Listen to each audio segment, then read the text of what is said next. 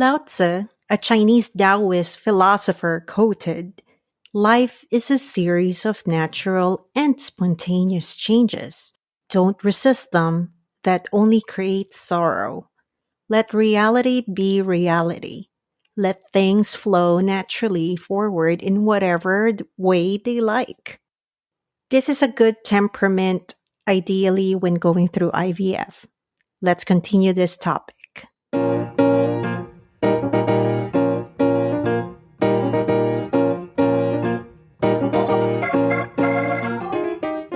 Welcome to Human Thesaurus Presents Epitome Anatomy. My name is Wish, and I talk about something, somehow, to dissect a word relevant from my life to yours. Ready for the epitome of flow? Let's go.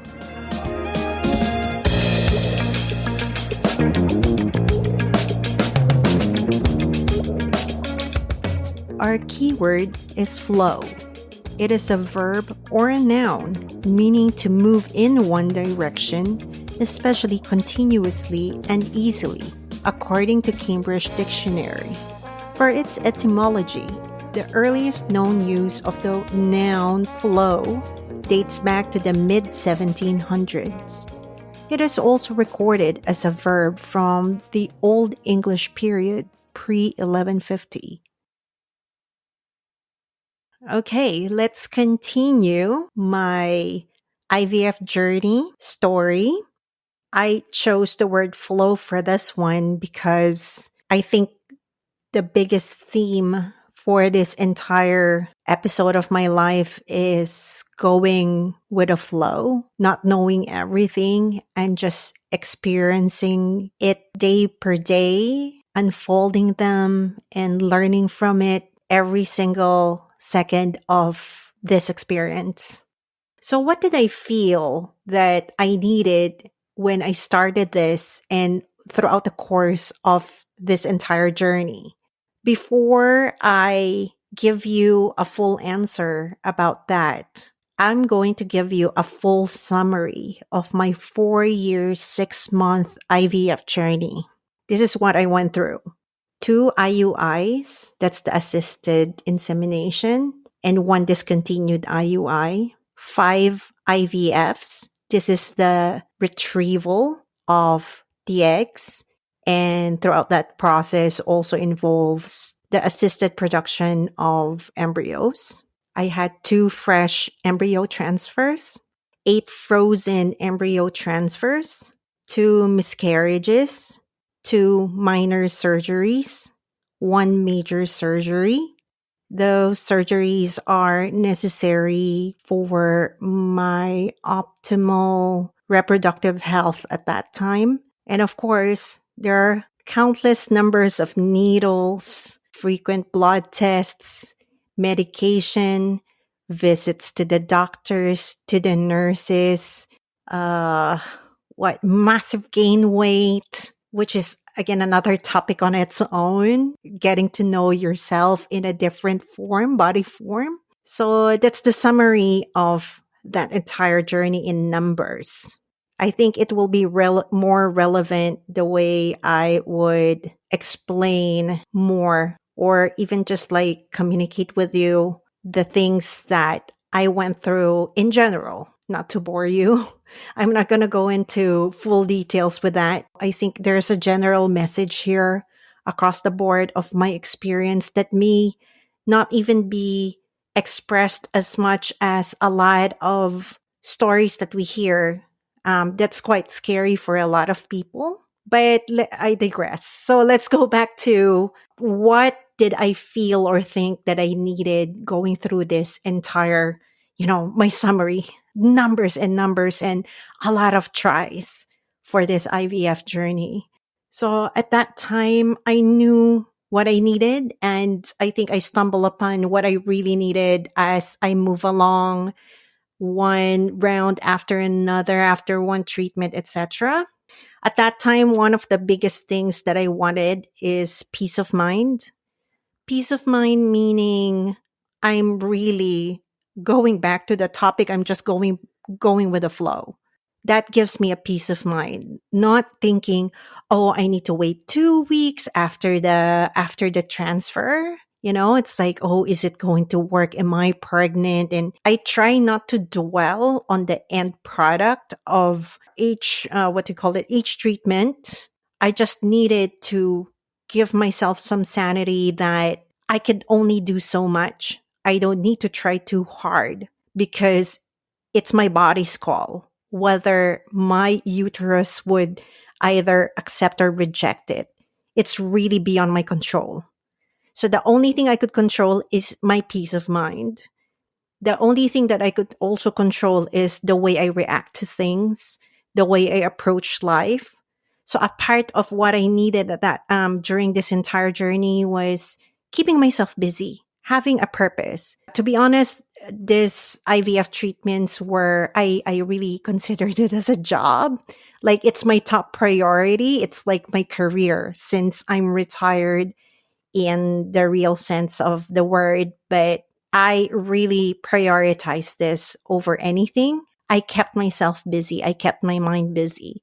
I was still exploring potential entrepreneurship businesses, and I did a lot of due diligence and research for what I wanted to do.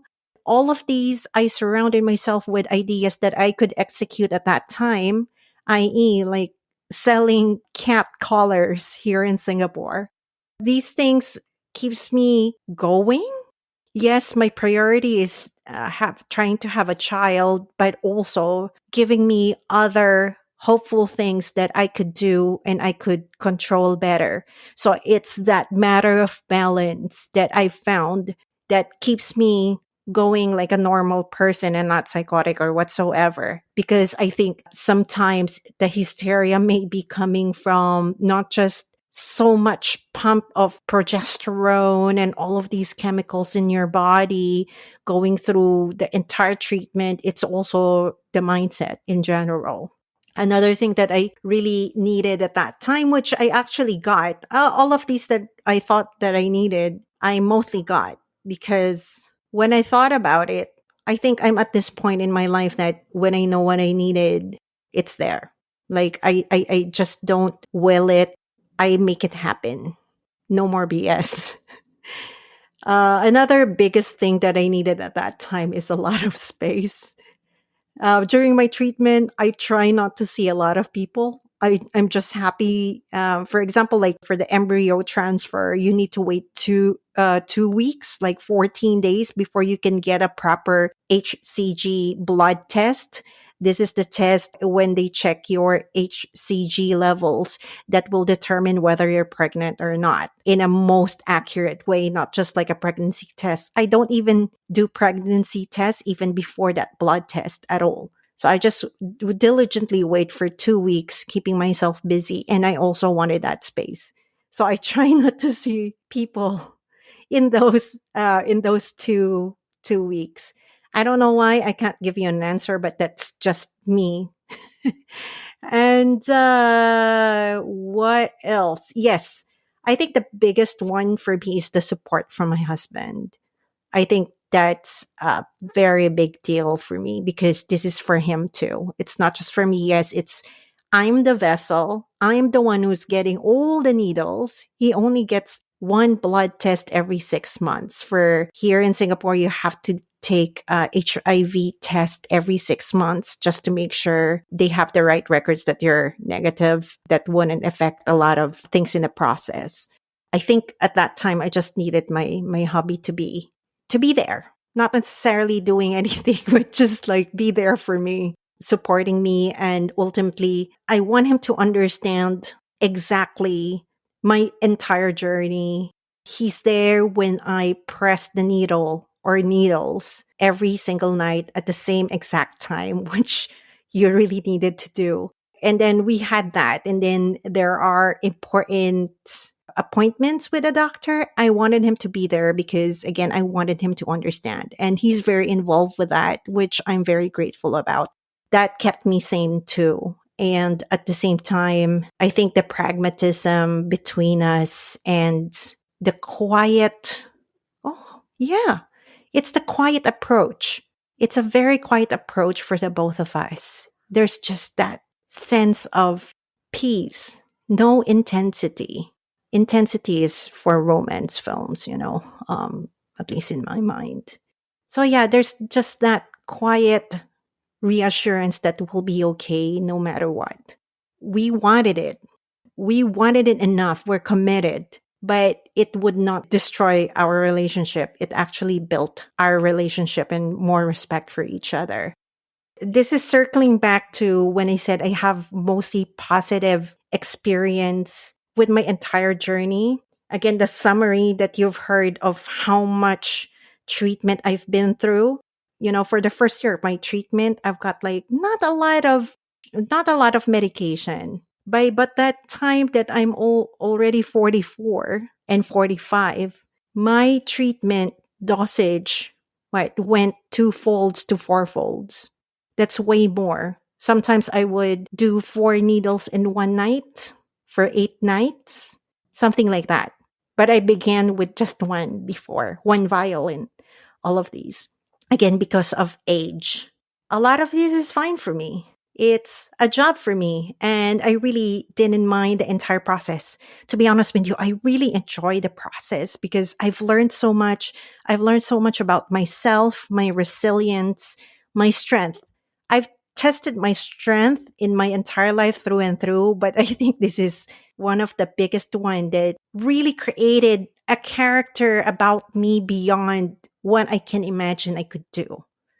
I think it's so amazing what a woman's body could do, how resilient it is. Because in this journey, I just got lucky.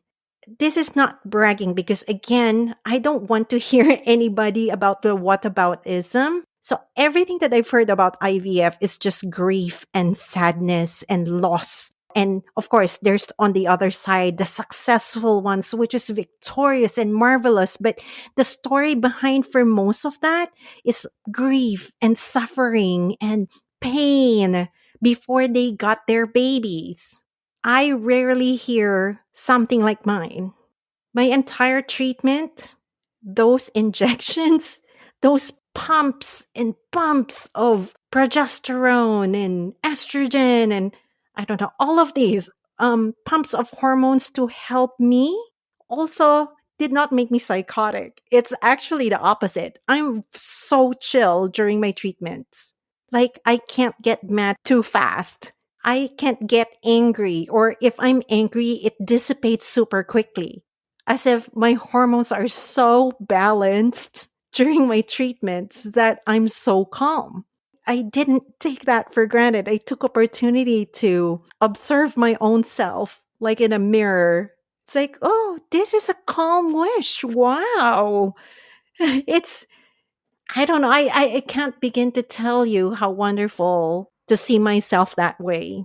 And yes, it's the effects of the medication for me. And I really, really got lucky to have this kind of an experience with all of these drugs pumped into me for me to hopefully create a child. I'm in awe. I'm in awe how people can do this. This is just an IVF, and I would not even experience pregnancy. That's another story altogether for the wondrous bodies of women.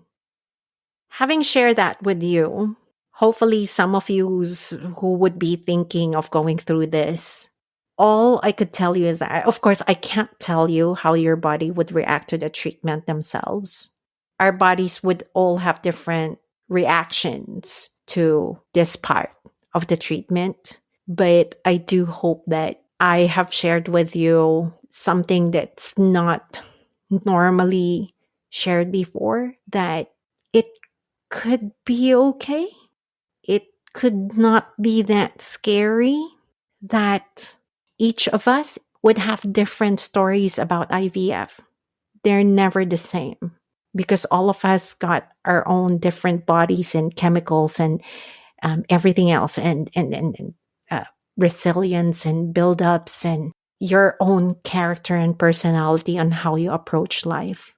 But hopefully, like what some of my nice friends, really, really good friends say, that it's still important to tell my story because it gives hope.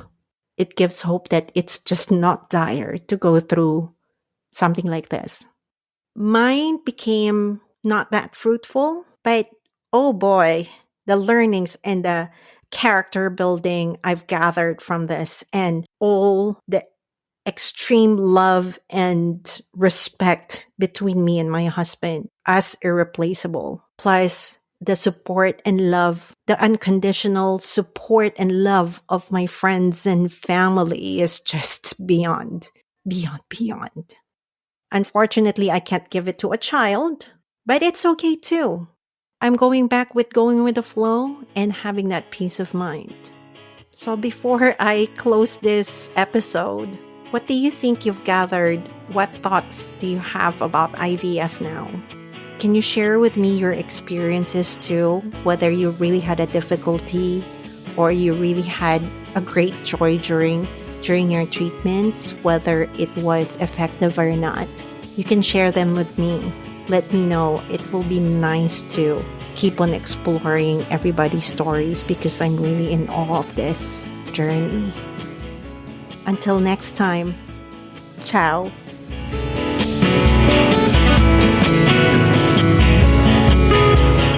Human Thesaurus podcast is produced by me and my brother, Jeremiah Ronquillo. All rights reserved via Wish Media.